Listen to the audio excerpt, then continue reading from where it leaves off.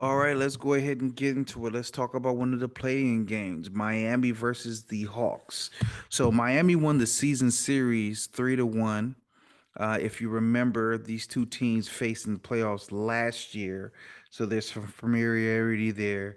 Now, that 3-1 record, majority of those games came without their new head coach, Quinn Snyder, when they were still under the stewardship of Nate McMillan.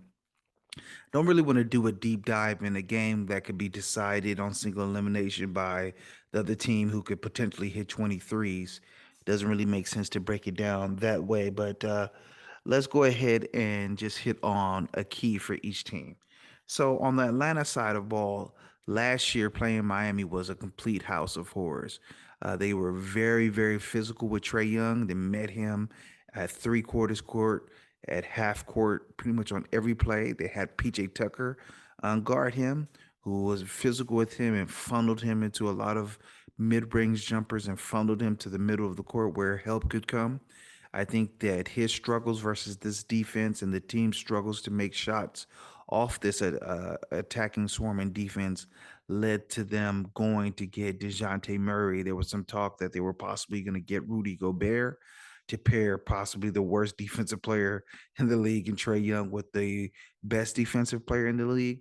But after his offensive struggles and the offensive struggles of the team in general, they decided to go the other route with Murray. So does that pay dividends? Or does he continue to struggle versus this Miami team that's just allowed to be more physical when the playoff times come?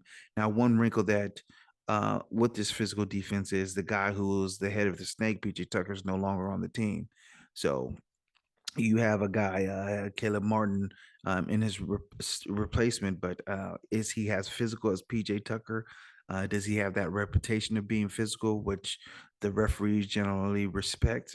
I don't think so. So that's one thing to look out for. Um, on the Miami side of the ball, you know what time it is. It's big face coffee time. It's Jimmy Butler season, one of the greater players in the league, one of the great post time performers in our league, one of the great postseason performers in our league. So you know what he's going to bring. But Bam, he doesn't really have the greatest matchup versus Capella and Okongwu. And speaking about Okongwu, Atlanta, when are you going to let a lottery pick, a top five pick, play? I mean, Okongwu's been spectacular in his minutes off the bench. Capella, you kind of know what you have. We don't really know what we have in Okongwu. When are you going to let this guy play? It doesn't really make that much sense to me. But back to the Miami side of the equation, their season has just been defined on their ability to make threes. Max Struess, even guys like Tyler Hero and Duncan have not shot it well at all this season. Can they make their open shots in this game? Jimmy's going to do what he's going to do, but is he going to get help from the supporting cast?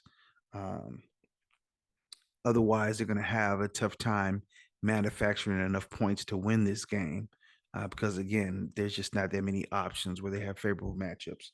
The coaching advantage obviously goes to the Heat. I mean, the media loves Quinn Snyder. I don't see it. I don't see really a change in the way Atlanta approaches the game, in particularly the late game situations, which were their bugaboo even under Nate McMillan.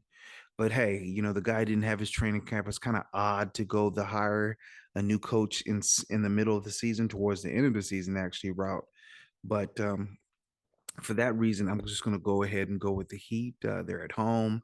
There might be some psychological advantages if they're going to be very physical with Trey Young again. And I mean, I just don't think that this Atlanta team is up for the task. I think they're in flux.